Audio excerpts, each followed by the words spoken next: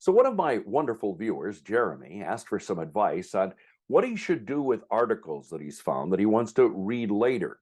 He is a practitioner of GTD, and he figures that David Allen has some suggestions on how to save articles and not lose track of them before you get a chance to read them. Hi, I'm Dave Edwards. Today, on our series of GTD tips and tricks, what is the GTD philosophy regarding saving reading materials?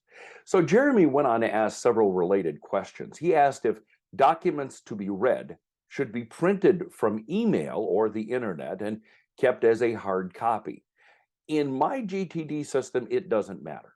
You see, I have a read, a physical folder marked read on my desk for those things that I want to get around to reading when I have a chance. That might include a magazine or an article from a newspaper that I clip. If I go on a trip where I'm going to have a lot of time to read, that's a folder that I put into my briefcase.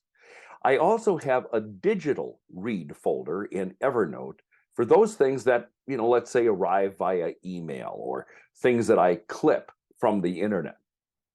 So Jeremy's next question is, do you put those items on your next action or your project list? If it's an average length article, no, I just keep it in that read folder. If it's a book I want to read, well, then yeah, it can go on a separate project list called books I want to read. If it's something I have to read by a deadline, let's say something for work, then, well, yeah, it becomes something that I must do and it gets put on my action list. Finally, Jeremy asks what I do with things that I've read and I want to keep. He presumes correctly that they go in my archive, but then asked if my archives exist in a physical file cabinet or in a digital file.